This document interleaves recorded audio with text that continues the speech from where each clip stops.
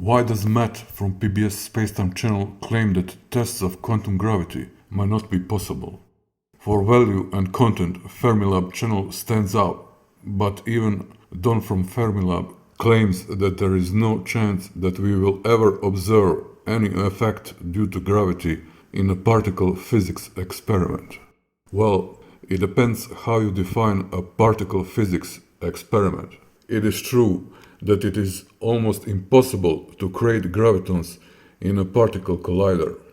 A circular collider with the size of solar system at least would have to be built just to even make an effort.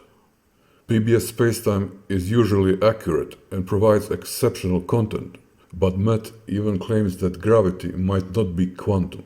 In contradiction, I will show that a test of quantum gravity is not just possible, but has already been successfully performed, and quantum nature of gravity had already been confirmed indirectly in a particle experiment. But first, what makes a theory or a field quantum? Historically, physicists Niels Bohr, Albert Einstein, and Werner Heisenberg, among many others, wanted to understand the atom. The atom has a nucleus and electrons in orbit. In simple case of the hydrogen atom, a proton is at the center. Also, there is a 1000 times less massive electron orbiting at a radius of approximately 0.1 nanometer. The proton has positive and the electron has negative electric charge. By electromagnetic interaction, the nucleus and electron attract, and by emitting photons, the electron should lose energy and descend to a lower orbit until collapse. In summary, the electron should collapse towards the nucleus in less than a second. So why are atoms stable? Einstein showed that photons can only have a certain energy and are quantized according to the original proposition by Max Planck.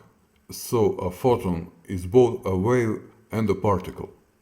Next, Niels Bohr realized that the electrons in an atom are quantized and can only have a certain amount of energy. Electron transitions from orbits by emission of photons with a certain wavelength, which can be observed in spectra of light, because electrons, as all elementary particles, have properties of both waves and particles. As the electron is a wave, it can only orbit the proton with a certain wavelength or frequency that forms a standing wave, which makes the electron stable at a certain distance, or orbit. That is why frequencies or energies are quantized, because standing waves are stable only when the orbit is completed with the same phase at the beginning and the end. Then, according to quantum theory, before the measurement, the electron is a wave of probability in space. How can the quantization of gravity be tested? The elementary particle of the gravitational field is the graviton.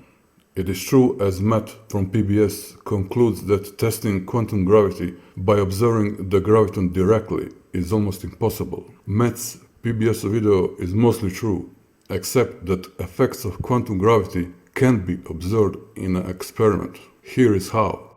Instead of the hydrogen atom, perhaps a gravitational atom can be created, where a particle similar to the electron orbits a much heavier nucleus. Then, theoretically, quantum transitions between energy levels in a gravitational field at a certain orbit can be observed.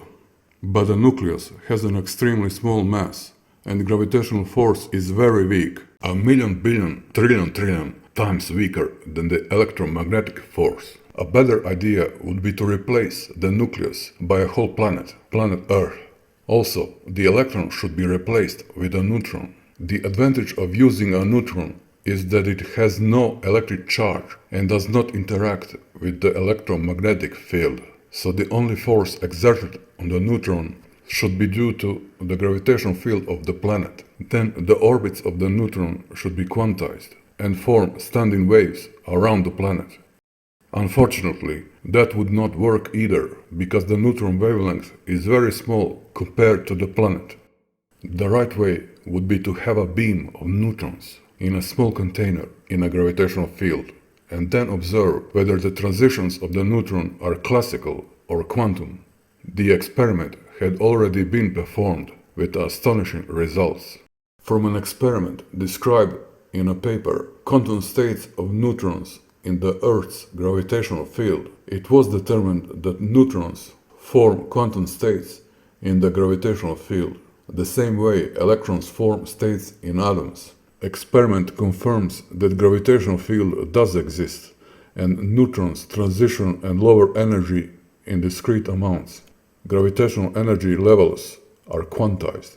In general, the neutron wave function corresponds to the probability of a neutron being in a certain location in space. The wave properties of the neutrons can be observed through interferometry. Neutrons can be reflected and then can also interfere with its own wave function. Neutrons can form standing waves. The experiment was realized by releasing a beam of neutrons to fall in a gravitational field potential of planet Earth. At energies involved, neutrons have properties of waves with a 15 micrometer wavelength. At the bottom is a reflected surface, so neutrons can form standing waves. As a result, the neutrons do not move continuously along the vertical direction, but move from one quantized orbit to another. The energy emitted for the transition from the first excited to a lowest level state is 1 pico-electron-volt, which corresponds to lifting the neutron by 10 micrometers. The neutron changes frequency and wavelength when falling in the gravitational field of planet Earth. It is a quantum transition like any other, similar to a transition of an electron to a lower orbit in hydrogen atom caused by the electromagnetic field. But the neutron has no electric charge. By lowering its energy, it must emit a different particle, not the photon. The only reasonable explanation is neutrons are emitting gravitons with energy of approximately 1 pico-electron-volts, while lowering energy in the gravitational field of planet Earth. Both the transition to the quantum ground state and higher quantum levels in the experiment were observed. Transitions are a quantum mechanical process. Non-existence of the gravitational field is excluded by data. It is obvious that classical continued transition as the solid curve in the image is not supported by data.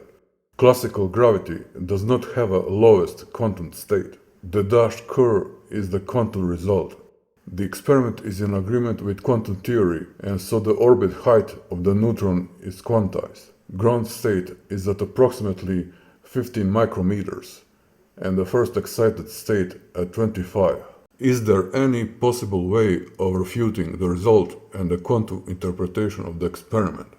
Quantized orbits of a neutron falling in a gravitational field definitely shows that the transition is not classical. Whatever theory of gravity might be, it has to be quantum by definition, since the neutron in the gravitational field emits energy in discrete amounts, in quanta of energy.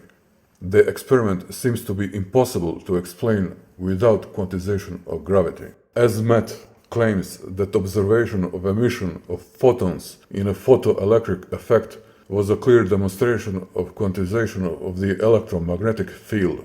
The neutron experiment indirectly also confirms quantization of gravity.